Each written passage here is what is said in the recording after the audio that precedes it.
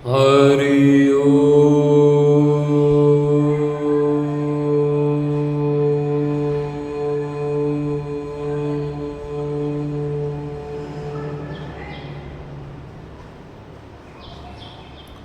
हरि हरि हरि हरि हरि हरि हरि हरि हरि हरि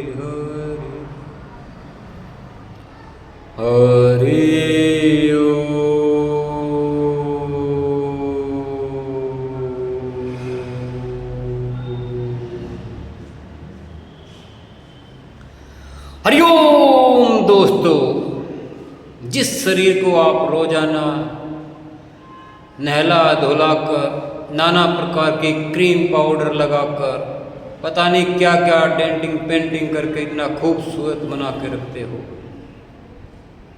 अच्छी बात है, लेकिन एक सोचने वाली बात यह भी है कि जिस शरीर को आप और हम इतना डेंट पेंट करके साफ सुथरा रखते हैं, नाना प्रकार के क्रीमें लगाते हैं, बॉडी लोशन लगाते हैं, पता नहीं कितने प्रकार की क्रीम लगाते हैं, कितने प्रकार की देसी या अंग्रेजी दवाइयों का प्रयोग करते हैं, हमेशा जवान दिखने की कोशिश करते हैं, लेकिन जिस समय इस शरीर से इस वायु का आवागमन बंद हो जाता है, चाहे शरीर आपका 16 का हो, चाहे 60 का हो, चाहे 80 का हो, जिस समय इस शरीर से वायु का आवागमन बंद हो जाता है, यानी कि प्राण वायु का संचार रुक जाता है, तो सोचिए उसके आगे के लिए प्रभु ने आपकी क्या व्यवस्था कर रखी है।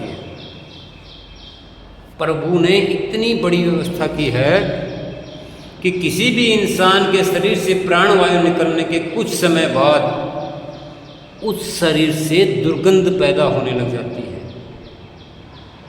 यानी कि जिस शरीर को आपने इतने अच्छी तरह से मेंटेन करके रखा हुआ था, पूरी उम्र उस पर लगा दी उसको अच्छा रखने के लिए, उसमें से प्राणवायु के निकलने के बाद कुछ समय बाद दुर्गंध आने लग जाती है। कितनी सुंदर व्यवस्था है परमात्मा की। अगर ये नहीं होता, अगर ये व्यवस्था नहीं होती, अगर आपके मरे हुए शरीर से दुर्गंध नहीं आती, तो लोग क्या, सभी लोग, आप भी और हम भी, अपने प्रियजनों का कभी दाह संस्कार नहीं करते, कभी उनसे घर से बाहर ले जाके ना तो दफनाते, ना ही जलाते, ना ही उन्हें कहीं प्रवाहित करते, उन्हें अपने घर में ही रख लेते, क्योंकि वो थे तो हमारे प्रियजन ही। लेकिन प्रभु ने ऐसी व्यवस्था कर रखी है कि वो प्रिय सिर्फ तब तक ही प्रिय है आपका, कि वो प्रिय तब तक है प्रिय आपका जब तक उसमें प्राण वायु का संचार हो रहा है। और जैसे ही प्राण पखेरु उड़े, यू आर नथिंग, आप और हम शून्य थे और शून्य हो जाते हैं।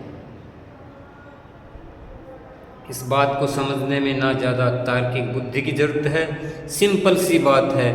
अगर आपका शरीर चलाऊ होता, टिकने वाला होता, लंबे समय तक रहने वाला होता, कब? प्राण वायु के निकलने के बाद, तो कोई भी इंसान अपने प्रिय को ना तो चला के आता, ना ही कहीं उसे बाहर घर के लेके जाता, वो अपने घर में ही रखता। इसलिए परमात्मा ने जो भी व्यवस्था बनाई है इस धरा पर, उसको हम चुनौती नहीं दे सकते। परमात्मा की व्यवस्था पर हम सवाल खड़ा नहीं कर सकते। जो भी प्रकृति के खिलाफ चलेगा उसका खामियाजा उसे खुद भुगतना पड़ेगा। हमारा प्रयास होना चाहिए हम हमेशा प्रकृति के साथ रहें और किसी भी जीव पर किसी भी प्रकार का अत्याचार करने का हमें कोई अधिकार नहीं है। बाकी आगे आपकी बुद्धि है, जैसा आपका दिमाग काम करे वैसे करते रहें, लेकिन Karma is back always. You know my dear, karma is back always after some time. Get result, get result. समझ गए?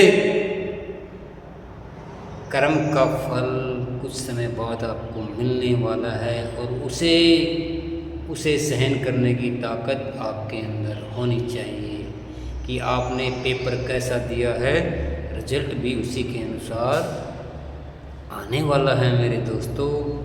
तो इस व्यर्थ की भाग दौड़ से अपना ध्यान कुछ समय के लिए हटाओ और प्रभु का सुमरण करते हुए प्रभु की बनाई हुई व्यवस्था में अपना गहरी आस्था रखते हुए अपना जीवन यापन करो और सदा सदा आनंदित रहने का प्रयास करो। किंचित मात्र ही आप तनाव में ना आए। जो हो रहा है सब उसकी इच्छा से हो रहा है। जो गलत हो रहा है वो आपके मन की इच्छा से हो रहा है। परमात्मा कभी किसी का गलत नहीं करता।